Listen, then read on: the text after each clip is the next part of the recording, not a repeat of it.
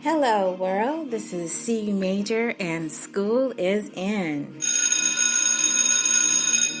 Yes, school is in. Thank you so much for joining me here. I'm Carol, also known as CMajor, also known as CMajor Porter. Did you do your homework? Yes, I'm going to be checking with you to see how you did. You had homework. You were supposed to practice drawing notes. You were supposed to practice tapping time values. You were supposed to practice other things that meant something to you, such as tapping your feet to the beat. Remember that? So I gave you gut feeling in my last podcast to practice tapping whole notes, to practice tapping half notes, and to practice tapping quarter notes. How did you do? Did you do great? Or is music still a mystery?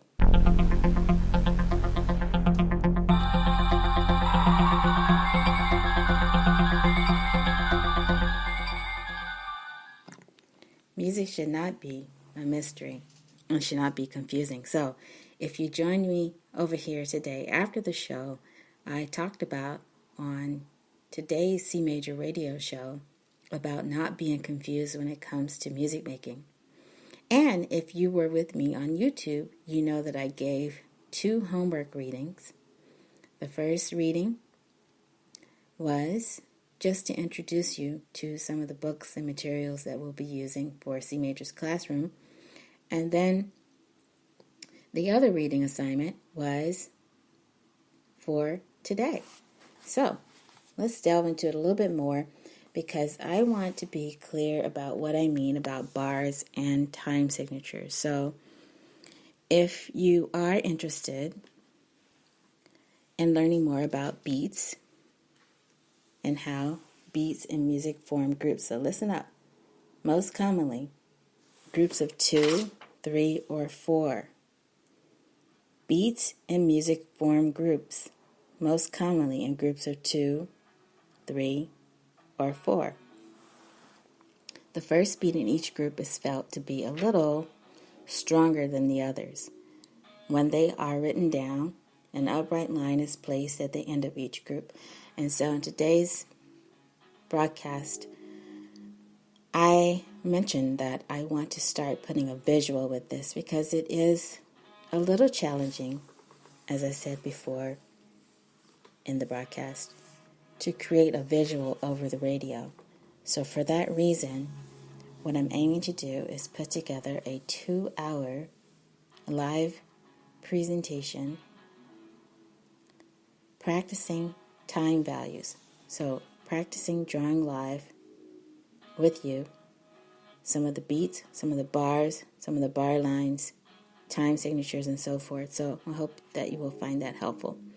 So in the last podcast here on Spreaker, I did say that in grade 1 music theory, and grade 1 can be a grade for anyone of any age. You don't have to actually be in the first grade in school to be in grade 1 theory. You can be 80 years old and be in grade 1 music theory when it comes to the Associated Board of the Royal Schools of Music exam program. So in grade 1 music theory, 3 time signatures are used: 2/4, 3/4, and 4/4. And I wanted to elaborate more on what I meant by 4/4. 4/4 is often called common time. So have you ever looked at a score, a music score, a piece of music that had a C on it, and you thought it was a capital C? And did it look scary to you?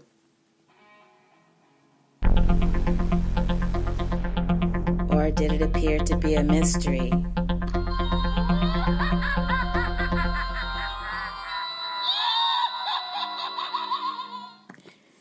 I mean, sometimes music can be scary, but what composers tend to do instead of 4/4, they put the sign C, and the sign C may be used. However, C is not a capital C.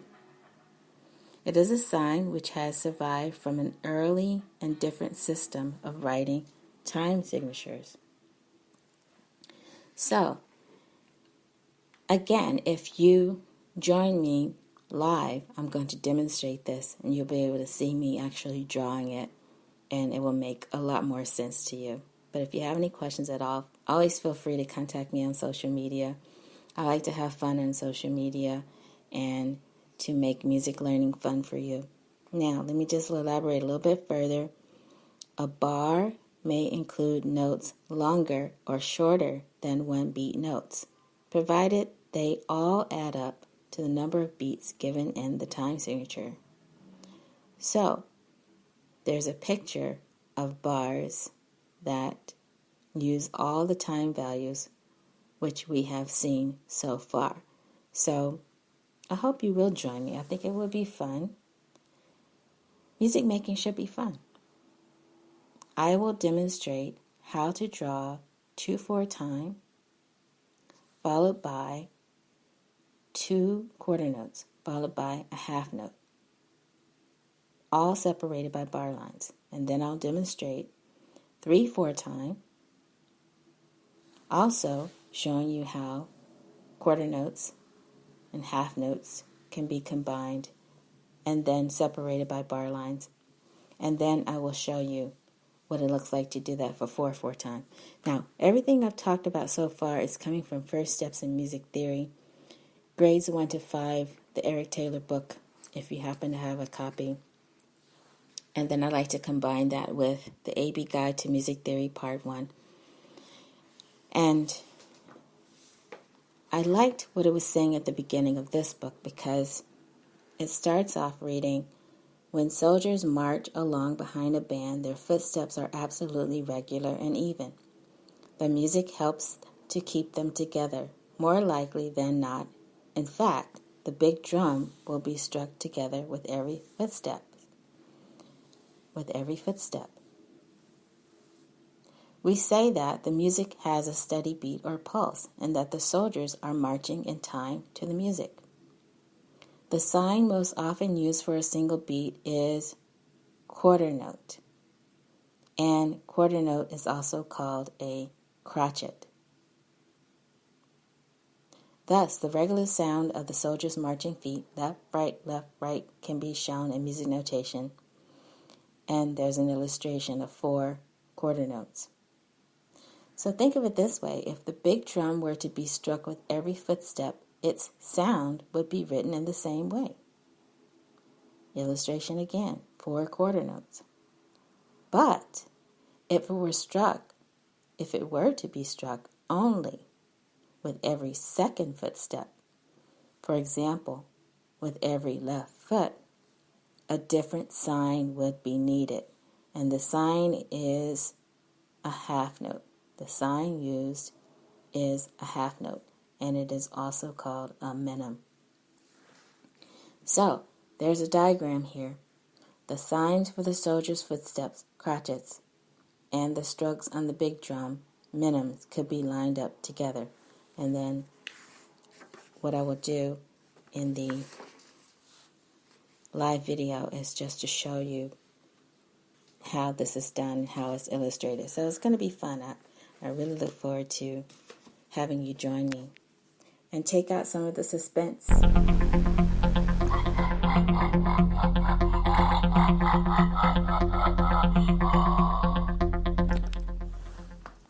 Okay, now what I want to do is give some shout outs to students, because I know that I have some parents that are listening to the podcast now.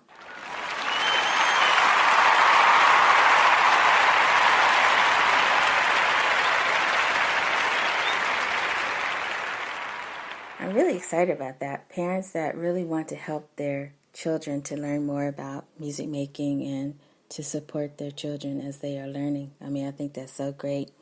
So let me just give out a cheer to some of my students who may also be tuning in as well.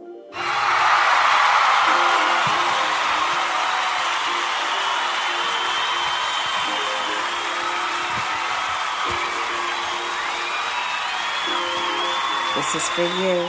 This is all for you. You're so brave. You're so courageous. And you're building your confidence, and I'm so proud of you. And one of the most legendary people in the music industry said recently that we need more songs and not just hooks. And I agree with him, because I really think that as we go along in music education, any type of music journey that you're on and you're aiming to learn to read music, that you will most likely be able to produce songs and not just hooks, not just catchy sounds in music. Catchy sounds are needed too, especially if you're a DJ. You know this, that you have to get to the part of the music that's the most exciting, that's going to bring the crowd to its feet. But when it comes to music making, you also want to learn a little bit more too about how songs are put together. So thank you for continuing that conversation with me over here, and I look forward to talking with you more about that. So the shout outs that I want to give today are to a student that is working really, really hard with his family to learn more about music making. He has come so far. He's only been taking piano lessons with me for about a year and a half, but he's already just taken off in his enthusiasm for music. He's learning about chords. He's learning fancy terms in music, and is beginning to ask questions. And remarkably, he is also starting to equate music making with math. So I ran across that too. I ran across that this week. There's a conversation that's based on research that talks about the possibility of re-educating musicians, or educating musicians differently in the future, by understanding how music and math connect. So it's a very exciting conversation. I look forward to having that conversation with you in future podcasts. But before the time gets away, let me just encourage you to practice writing your time values. Practice drawing your bar lines. That's something you can always practice. You can practice by yourself. You can practice with a friend. You can practice the old-fashioned way, which is with pen and paper. You can also practice on your device.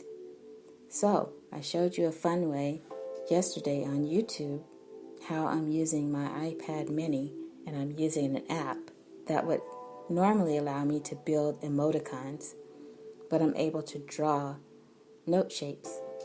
And it's just a fun, colorful way to do it. So I encourage you to do that. So, whatever you do today, try to do something fun with your music making, and try to practice drawing the basics of rhythm and tempo. Look for me online. I'm going to be on Facebook. I'm going to be on Facebook Live. That's right. Helping you draw your note shapes. And I look forward to seeing you there, so we can practice. Go out and make some music today. Have fun in your music making. Thank you for listening to CMajor. I am really enjoying having this conversation with you, and I look forward to talking with you further. So keep taking the steps. Keep taking the steps to making music. Have fun and take care.